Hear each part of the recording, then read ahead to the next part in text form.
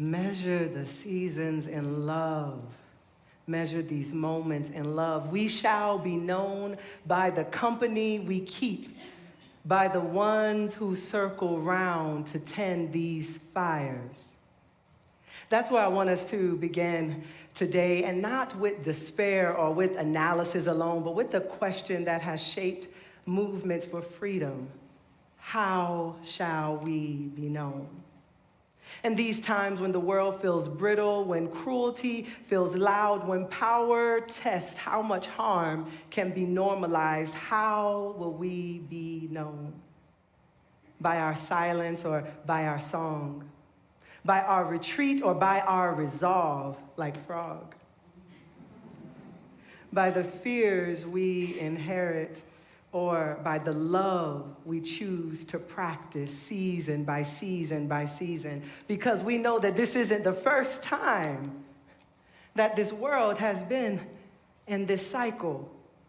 This isn't the first time that we faced fascism, political violence with preventable death, with immigrants and brown and black people bearing the brunt. This isn't the first time that governments have given bailout to corporations instead of households, placing economic health over human beings in the forefront. This isn't the first time that a leader lacking compassion and competence has torn apart families and deepened our country's divides. This isn't the first time that some well-meaning white folks have witnessed disproportionate suffering from non-whites, and yet some still acting surprised. This isn't the first time that capitalists have exploited off of the sick, the disabled, the elderly, and profited off of poor people's pains. Y'all, this isn't the first time that religious extremists have used global crisis to curse and damn the most marginalized, all in their God's names. And yet, the spirit that I know, that we know, is all loving. So here is the question. When history looks back at this moment, what will they say about us and how we showed up with our banner of faith and spirit? I am wearing this shirt today that joy is an act of resistance, because this is what I want it to be known. When I show up at capitals in protest with collars, I want it to be known that I am showing up saying that I am bringing joy, and it is a sacred act of resistance. When history looks back at this moment, what will it say about you? Will it say that your heart was hardened, or that we kept our hearts open even when it hurt? Because this won't be the last time.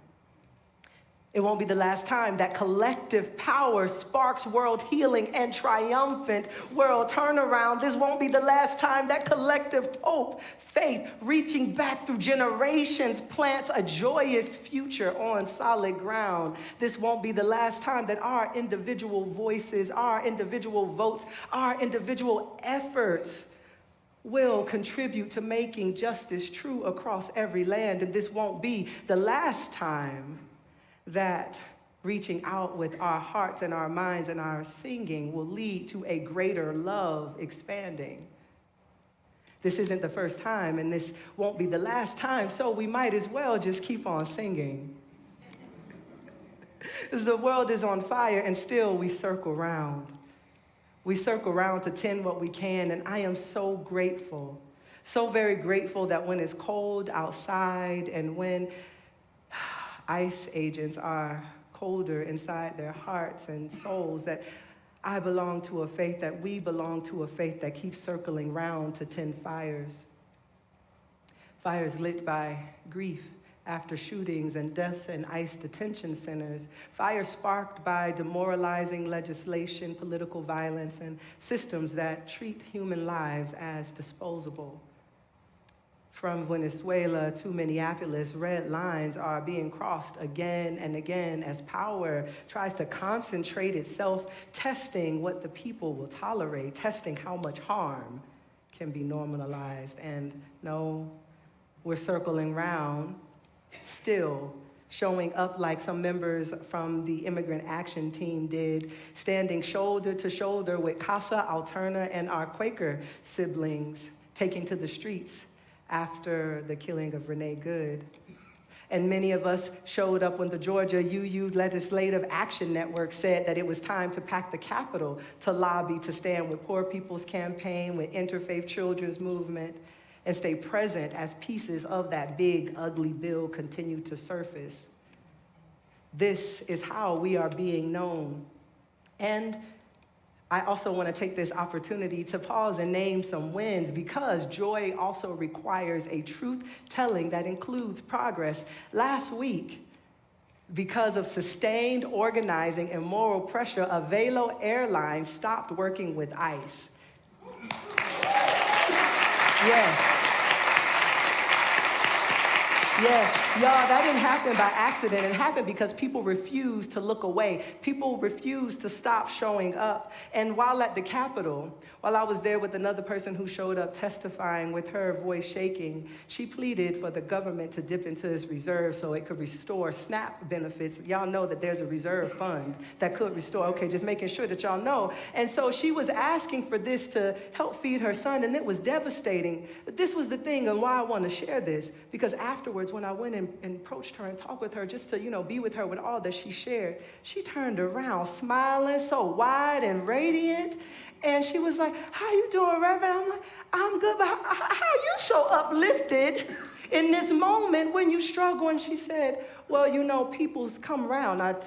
People come around and offer things to help get me through." And then she started singing. I swear to you, I am not making this up. This is why we sang this song. "This joy that I have, the world didn't give it to me. This joy that I have, the world didn't give it to me. Don't you know that this joy that I have, the world didn't give it to me. The world didn't give it, the world can't take it away." This woman sang just one bar. She ain't go with it. She sang one bar of this with me in the Capitol after talking about hardship. And because of that, that's how I know that this joy that we have, that the world didn't give it to us and the world can't take it away no matter what is going on in the world. And that is the joy we're talking about today. Not some shallow happiness, some spiritual bypass, but a joy that survives contact with reality. Howard Zinn wrote that to be hopeful in bad times is not foolishly romantic. It is grounded in the truth that history holds not only cruelty, but compassion, courage, and sacrifice. And what we choose to emphasize shapes what we believe is possible. I know that that's true, and I know that many of you know that that's true, but still, many of you have said that this is too much, Ian. I know you come week after week with all of this joy, but this news, this grief, this harm is too much too fast. So I'm not trying to offer any answers, but I do want to offer some practices, a few ways of leading ourselves into the well that we sang about. That is how we thrive, by leading ourselves into the well of wellness, of love, of whatever that means to you. And so those practices, number one, limit the intake of media.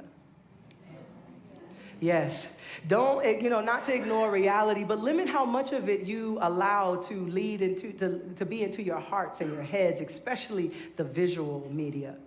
We talked about last week through Buddhist wisdom how suffering is often multiplied by the second arrow, the repeated barrage that overwhelms our nervous system long after the first impact of finding out what happened.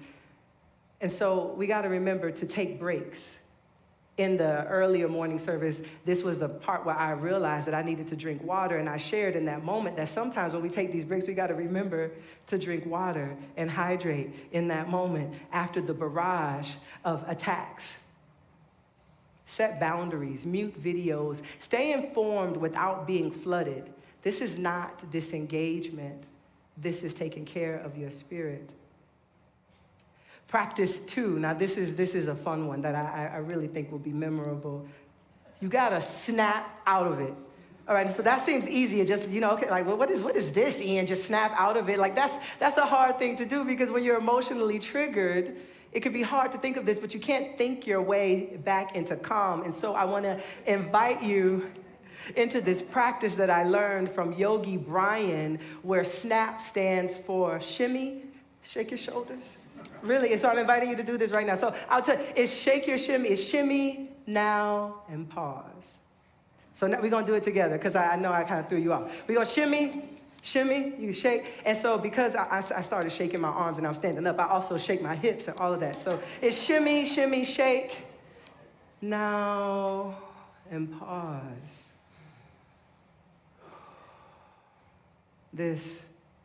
This can be a lifeline to remember to shake your shoulders and to shake off what doesn't belong to you. Earlier this morning, there was a moment where somebody mentioned something about, actually in the Time for All Ages story, a lie was told. Sometimes you got to shake off those lies that are told in the media.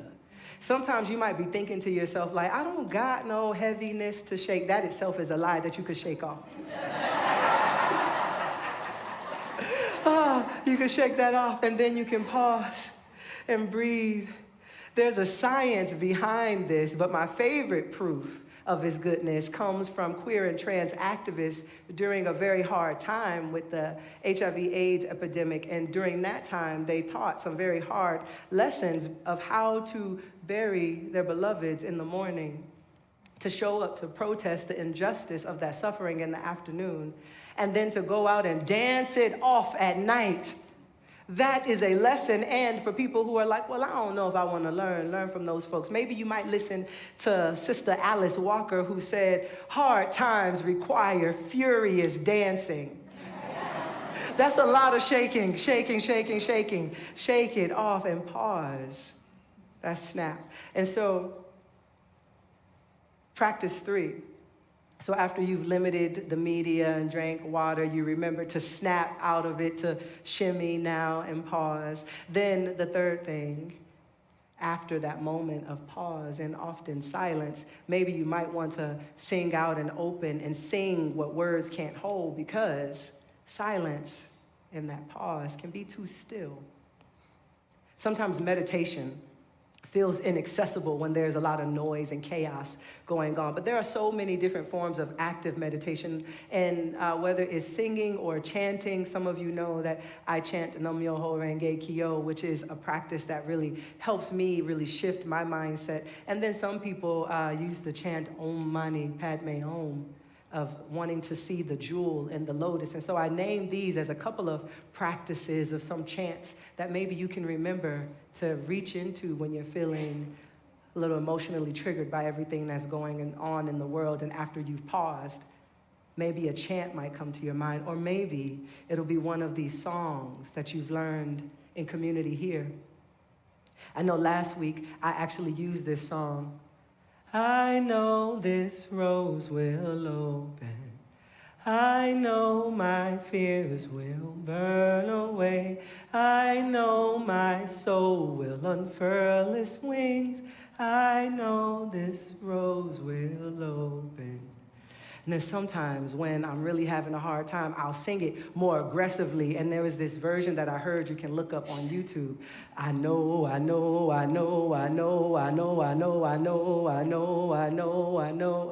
This is the remix version of it.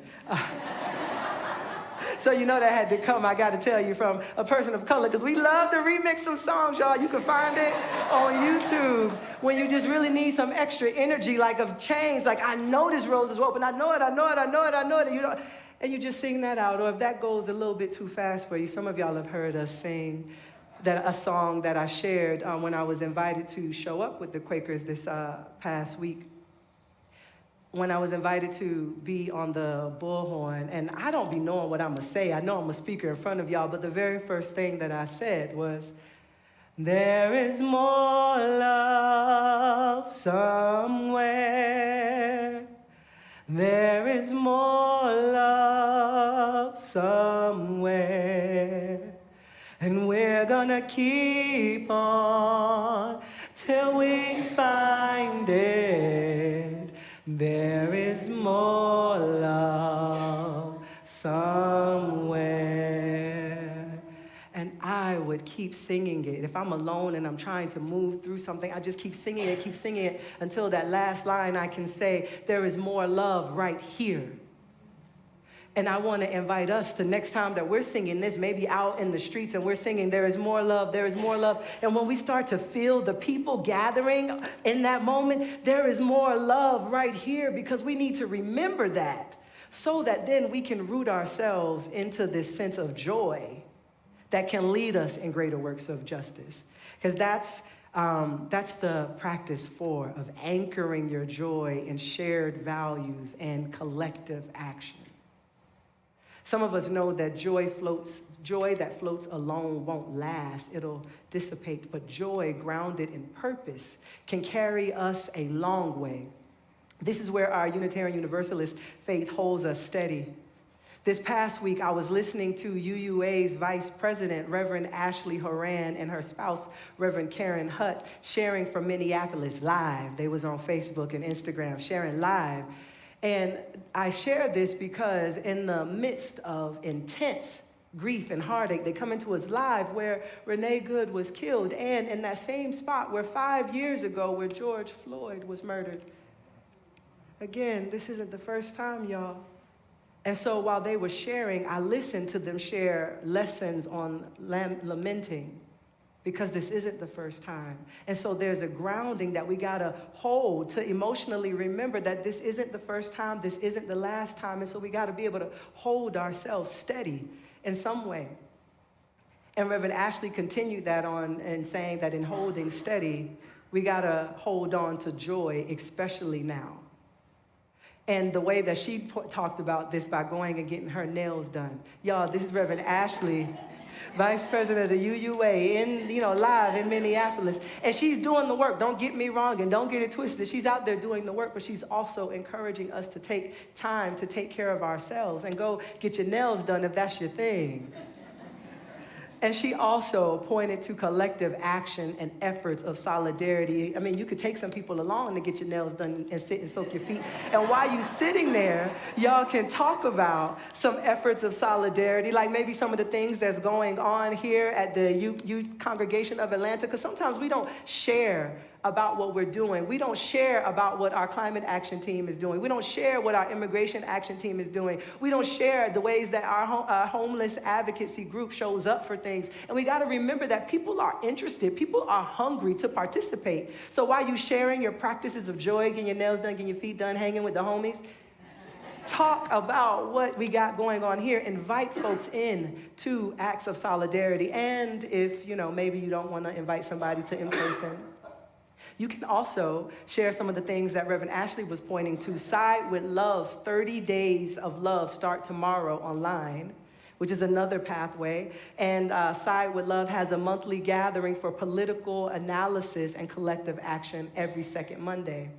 And then the last point that I'll say, if Side with Love isn't your entry point, the ACLU is hosting their first National People Power Action of the Year. And I share that in shout out to the UU of Georgia Legislative Action Network that keeps me plugged into what's going on and whose pathways we're following as we build greater movements of solidarity.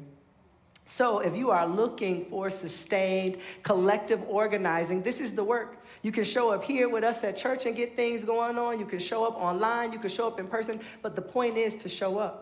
Because, beloveds, this connection matters. Organizing matters. And this is how our values of interdependence, pluralism, justice, and transformation not only lives in our hearts, but makes it to our calendars. Because this is how joy becomes durable and sustainable. You got to plan it out. Clarissa Pinkola Estes reminds us that ours is not the task of fixing the entire world all at once, but of mending the part of the world within our reach. That is what we are doing. Piece by piece, date by date that we show up, action by action, relationship by relationship, and song by song.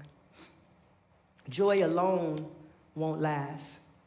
Joy practiced together becomes durable. And beloved, this is how we'll be known: by the company we keep, by the circles we form, by the love we lead when it would be easier to give up. So let me leave you where we began, with the song.